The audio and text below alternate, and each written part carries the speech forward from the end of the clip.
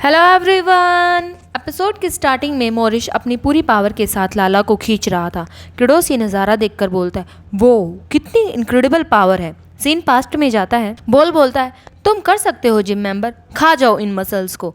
मोरिश तो weight lifting कर रहा था, अब उसमें थोड़ी जान आ गई थी। मोरिश बोलता है, मैंने कर दिया। तभी बोलता है, अच्छा किया, आज के सेट्स को कंप्लीट करो, फिर कल तुम्हें डबल वेट उठाने होंगे। अब तो मोरिश के एब्स भी दिखने लगे थे, वो तो इतनी मेहनत करके थक गया था। लाला बोलती है, क्या हर दिन इस तरह वर्कआउट करना मुश्किल नहीं है?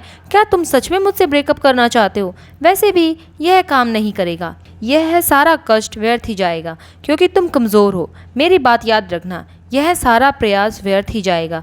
तभी मोरिश लाला को चुप रहने के लिए बोलता है। लाला बोलती है, मोरिश तुमने अभी क्या कहा? क्या तुमने मुझे अभी चुप रहने के लिए कहा? मोरिश बोलता है, माफ़ करना, शायद यह इसलिए है क्योंकि मेरी मसल्स बढ़ गई हैं, लेकिन मैं हाल ही में थोड़ा लापरवाह रहा हूँ। तभी लाला गुस्सा करते हुए बोलती है, बैड मसल्स, इनको कम करो, एक्सरसाइज करना बंद करो, ये बहुत मोटी है। मोरिश बोलता है, लाला मैं अभी कसरत इसलिए नहीं कर रहा क्योंकि मुझे तुमसे ब्रेकअप करना है। तभी लाला एक्साइटेड होकर बोलती है, तो क्या तुम मुझे अब पसंद करने लगे हो? मोरिश बोलता है, अब तुम्हारी लगातार शिकायत करने के और सम्मोहन करने वाली बातें अब मुझे इतनी डरावनी नहीं लग रही हैं। अब बस मैं जानना चाहता हूँ कि मुझ जैसा एक कमज़ोर युवा ऑर्क वास्तव में योद्धा कहलाने के लायक भी है या नहीं। लाला तो मोरिश की बातें सुनकर इम्प्रेस हो जाती है। मोरिश अपनी बात को कंटिन्यू करता है कि अगर उस अंधेरे चट्टान की तलहटी में अगर मैं अकेला होता तो मैं बहुत पहले ही पागल हो गया होता। तुम ही हो जिसने मुझे जिंदा रखा और तुम मुझे खुद से आगे निकलने के लिए प्रेरित करती हो। लाला तो मोरिश की बात सुनकर खुश हो जाती है। ठीक है, आगे बढ़ो और मुझे पीछे छोड़ दो, नहीं खुद को। प्रेजेंट में मोरिश अपनी पूरी पावर लगा रहा था। लाला बोलती है, मैं तुम्हारे साथ नरमी नहीं बरतूंगी, अपनी पूरी ताकत से खींचो। मोरिश बोलता है, मैं वही कर रहा हूँ लाला, मैं अपनी पूरी ताकत लगा रहा हूँ, लेकिन मुझे नहीं लगता कि यह टस से मस होने वाली है। तभी क्रेडोस मोरिश का हौसला बढ़ाते हुए बोलता है, डटे रहो मोरिश, अगर तुम फेल हो गए तो हम सब मर जाएंगे। मोरिश बोलता है, मुझे पता है, पर मेरी अब की स्ट्रेंथ के साथ। तभी लाला बोलती है, कोई फायदा नहीं है मोरिश, तुम मुझे अपने से दूर नहीं कर पाओगे। फिर क्या हुआ, तुम पहले से ही एक सच्चे योद्धा हो जो हर दिन अपना सर्वश्रेष्ठ प्रदर्शन कर रहा है। मोरिश अपना पूरा जोर लगाकर लाला को अपने से दूर कर देता है। मोरिश तो सोच रहा था कि ये उसने कैसे कर दिया, पर क्रेडोस और बाकी लोग तो बहुत ज़्यादा खुश हो जाते हैं, वो तो एक्साइटेड हो जाते हैं। क्रेडोस बोलता है, तुमने कर दिखाया, और तो सच में बहुत ज़्यादा ताकतवर होते हैं। मोरिश तो पसीनम पसीना हो गया था। लाला भी मोरिश की परफॉर्मेंस से सेटिस्फाई लग रही थी। लाला बोलती है, तुम वापस गांव जाओ और अपने कबीले के सभी लोगों को बताओ कि ऑर्क अविश्वसनीय रूप से शक्तिशाली बन सकते हैं। मोरिश लाला का थैंक्स करता है और डिमन लॉर्ड, आपकी बदौलत ही मैं शुरुआत कर पाया और यहाँ तक पहुँच पाया।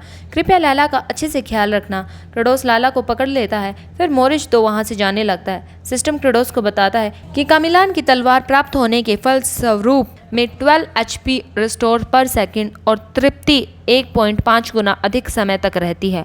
वो ये तो गेम से कहीं अधिक बेहतर है। क्रेडोस लाला को देखता है। लाला तो रो रही थी। लाला बोलती है, मुझे फिर से छोड़ दिया गया। यह हमेशा होता है, जिस जादूगर ने मुझे बनाया था उसने मुझे छोड़ दिया क्योंकि मैं बहुत ज़्यादा बोलती थी।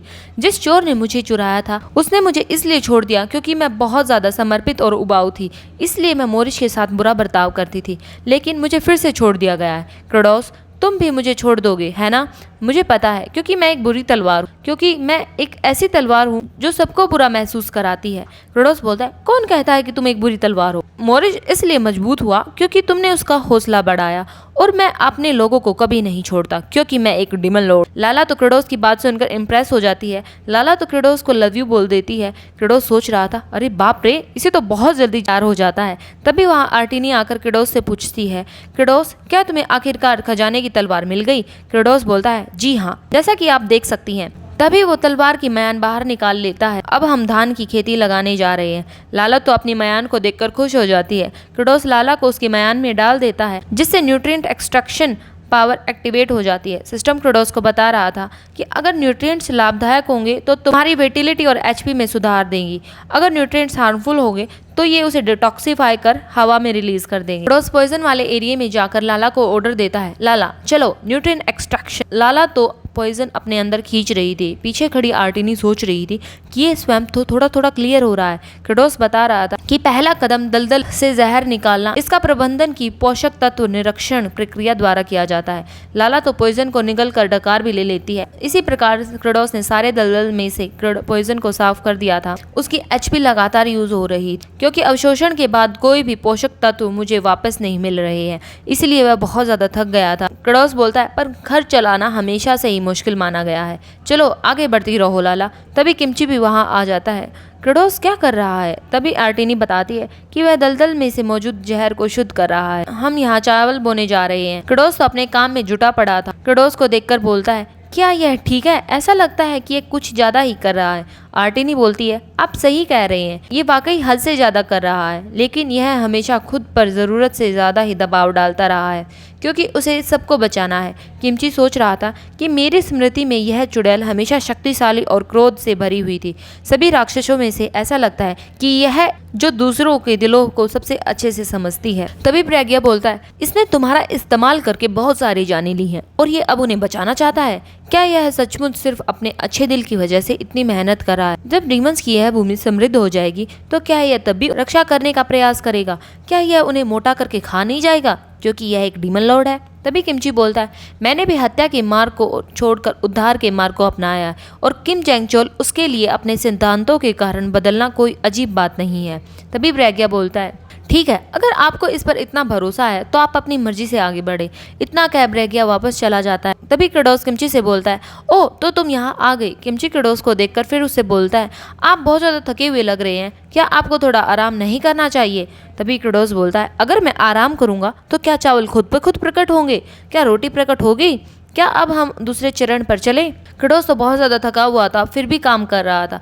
दूसरे स्टेप में पानी की तलहटी में मौजूद जलीय खरपतवारों को साफ करने के लिए शुद्धिकरण करना होगा। आर्टिनी तो अपनी पावर के साथ सबकी हेल्प कर रही थी। इंजीनियर तो सोच रहा था कि मैंने इन डीमंस को तीखी मिर्च खिलाकर चिढ़ाया था, पर मुझे शुक्र मनाना चाहिए कि इन्होंने मुझे मारा नहीं। तभी क्रेडोस किमची से बोलता है क्या हम जनरल्स के साथ थर्ड स्टेप की ओर बढ़ें? ऊपर टावर ऑफ सील्स के पास। वो सारे टावर ऑफ सील्स की ओर जाने लगते हैं। किमची क्रेडोस से पूछता है क्या धान की खेती की तैयारी के लिए इतनी दूर आने का कोई कारण है? क्रेडोस हामी भरता है। क्रेडोस किमची को बताता है कि आपने इसे पहले ज़रूर देखा होगा। एक्साइल विलेज के पास एक छोटी सी नदी है, वहाँ कुछ ऐसा है जो चावल की खेती के लिए बिल्कुल आवश्यक है। वो तो स्नेल थे, क्या यही है? क्रेडोस बताता है हाँ, इन्हें किंग स्नेल कहा जाता है। ये चावल की खेती को हेल्थी रखते हैं। अगर यह खेती के लिए है, वो तो उन्हें मारने पर तुला था। क्रेडोस उसे रोकते हुए बोलता है अभी क्या करने की कोशिश कर रहे हो?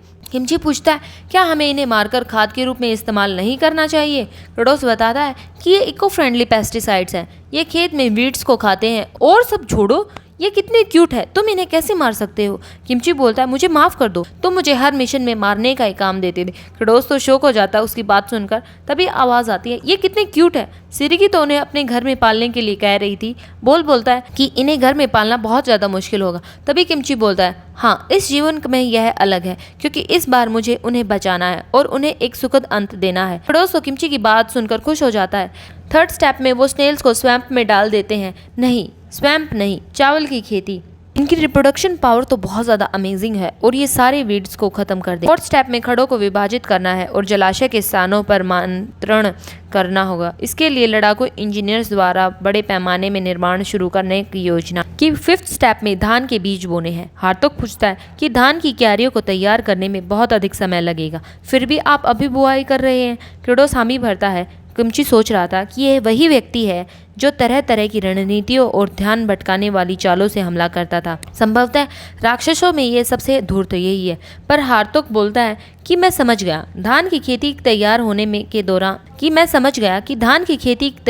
के दौरान आप धान की बुआई कहीं और पहले से कर देते हैं और जब ये तैयार हो जाएं तो आप उन पौधों को रोप दें। किमची सोच रहा था ये तो बहुत ज़्यादा होशियार है। हार्तोक तो बताता जा रहा था कि बाद में रोपाई को आसान बनाने के लिए हमें धान को मिट्टी से भरे बक्सों में उगाना चाहिए। मैं इन्हें तुरंत तैयार करवा दूंगा। क्रेडोस बोलता है मुझे कभी कभी लगता है कि मेरे बिना भी खेती की जा सकती थी। हार्तोक बोलता है तुम किस बारे में बात कर रहे हो? मुझे तो यह यह तभी समझ आया जब आपने मुझे इसका 90% सिखाया। क्रेडोस बोलता है, नहीं, मैंने तो तुम्हें 10% भी नहीं सिखाया। सबसे पहले चावल के दानों को पानी में भिगो दो और जब ये अंकुर हो जाएं तो उन्हें बीज क्यारियों में रोप तापमान और आर्द्रता को नियंत्रित करते हुए पौधों की रोपाई करें। नेक्स्ट सीन में ज़ैप्रोस डीमन लॉर्ड को बताता है कि धान की तैयारी पूरी हो गई है। क्रेडोस बोलता है, बहुत बढ़िया, यह समय एकदम सही है। छठा स्टेप सबसे कठिन है। चावल की बुआई नरक जैसी है। नेक्स्ट सीन बॉर्डर का दिखाया जाता है जहाँ 3 लोगों की आकृतियाँ दिख रही थी। तभी एक एल्फ लड़की बोलती है, यह वही जगह है, वही अबंडेंट लैंड जहाँ डीमंस रहते हैं। So thank you guys for watching my video and bye bye.